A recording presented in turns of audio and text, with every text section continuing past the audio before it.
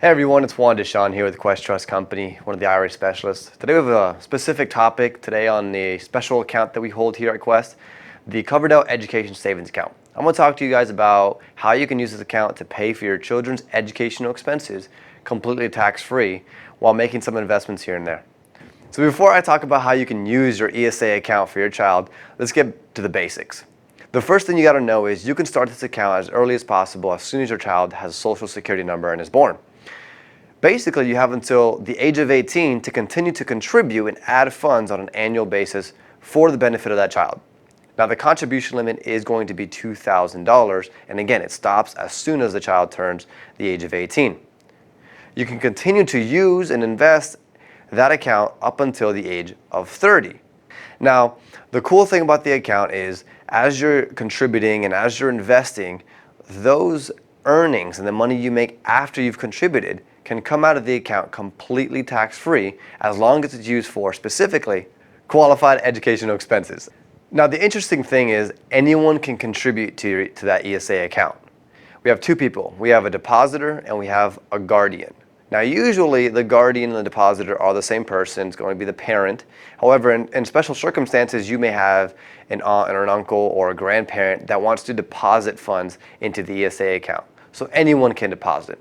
There actually are income limits on who can be the depositor, but that's why you have that rule that anyone can be it. So for example, if you make over the adjusted gross income limit, and just to give you a rough number, for those filing single, it's $110,000, and for those filing jointly, it is $220,000. So if you make over that amount and you can't contribute directly to your child's ESA account, just ask the grandparent or an aunt and uncle to make that $2,000 contribution on your behalf and become the depositor for the ESA.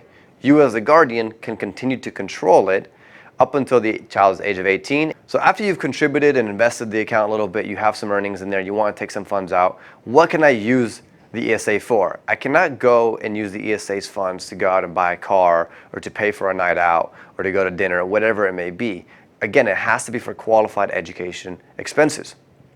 Now, it's a very broad thing, and I will refer to publication 970. However, I'll give you an idea of a few things that I've seen people use them for. People use them for, of course, tuition, for uniform if they go to some sort of private school, if they need some books, or even the internet. If they need the internet to do homework, and that is the case, of course, right now, especially during these COVID times, you can use your ESA to pay for the internet bill on a monthly basis. Now, you may be asking, do I get a debit card or credit card? No, you do not. But if you were to take some money out as a distribution or a withdrawal of the ESA, that could come out completely tax-free to justify the payment of the internet. Or again, any other expense like tuition, books. Once they reach the college, they can even pay for their dorms or transportation expenses like riding the bus, whatever it may be that needs to get them over to the campus. But again, if you want more clarification on what you can use the ESA for, please refer to publication 970 on the irs.gov website.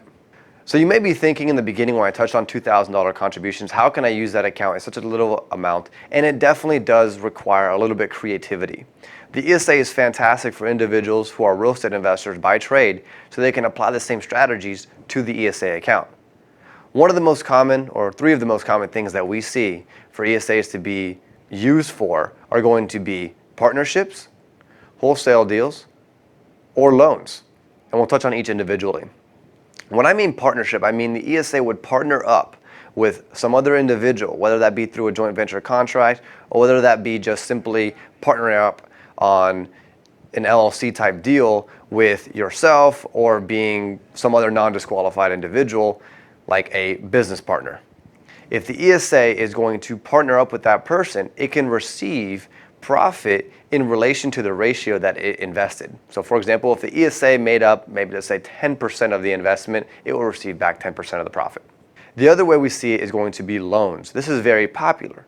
If you are a private lender and maybe are already using your self-directed IRA, like a traditional or a Roth IRA, you can also include your ESA.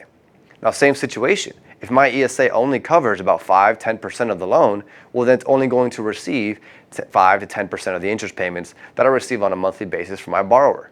But this is an easy way to include your IRA or your ESA, in that matter, on the note that your larger accounts are doing, so it gets a piece of the pie and continues to grow. Now, the last one that may require a little more of a savvy investor or or someone who's a wholesaler by trade is assignment of contracts. If you have a contract under the name of maybe yourself personally or under someone else's name, that can be assigned to an ESA and then further sold for a fee. We have seen many cases where an individual is able to put a property under contract for as low as $100 to $1,000 and then flip that for a larger amount.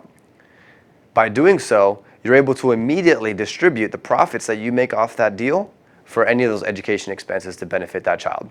Now, what happens if your child happens to not need the ESA funds, or you invest in a deal that takes forever and just you don't have the capability of distributing those funds in a timely manner? Well, the money does not go away. What happens is that ESA account holder can pass it down to virtually anybody. You can pass it down to your child or niece and nephew or just someone else if you're feeling generous.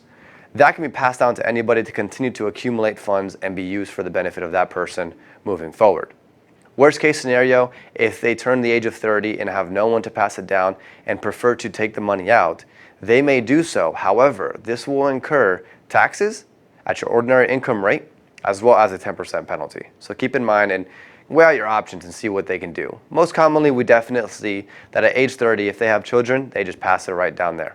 So just to recap, the ESA, or the Educational Savings Account, is an account that you can use for children under the age of 18 to contribute constantly and then take money out completely tax-free to pay for any qualified educational expense.